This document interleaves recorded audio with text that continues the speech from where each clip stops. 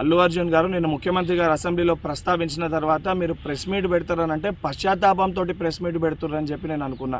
ఎందుకంటే సంధ్యా థియేటర్ సంఘటన జరిగిన తర్వాత ఆ సంఘటన మీ దృష్టికి వచ్చిన తర్వాత కూడా మీరు ఈ రకంగా మూవీ ఎప్పటివరకు చూసిర్రు, ఎప్పటివరకే క్లాప్స్ కొట్టిర్రు, వెళ్ళేటప్పుడు మీరు అభివాదం తెలుపుకుంటూ వెళ్ళినరా లేదా మీరు ర్యాలీగా వెళ్ళిర్రా, చాలా క్లియర్గా ఫుటేజెస్ కనబడుతున్నాయి. మీరు అవన్నిటినీ పక్కన పెట్టి ఏదో లేను జరగలేదు నా దృష్టికి రాలేదని చెప్పి మీరు మాట్లాడుతున్నారు. సరే, మరుసటి రోజు మీ ఇంటి దగ్గర కూడా మీరు ఇన్సిడెంట్ జరిగిన తర్వాత కూడా పటాకీలు కాల్చుకున్నారు.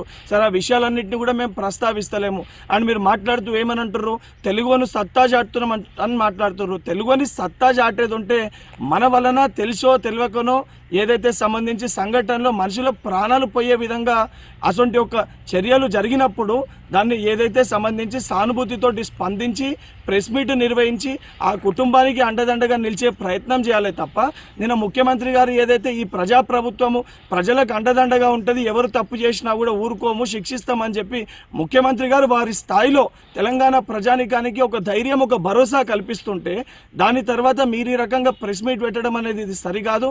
ఇప్పటికన్నా మీరు మాట్లాడిన మాటలపైన మీరు ఆత్మవిమర్శ చేసుకొని మీరు మాట్లాడిన మాటల్ని వెనుకకి తీసుకోవాలని చెప్పి డిమాండ్ చేస్తున్నా.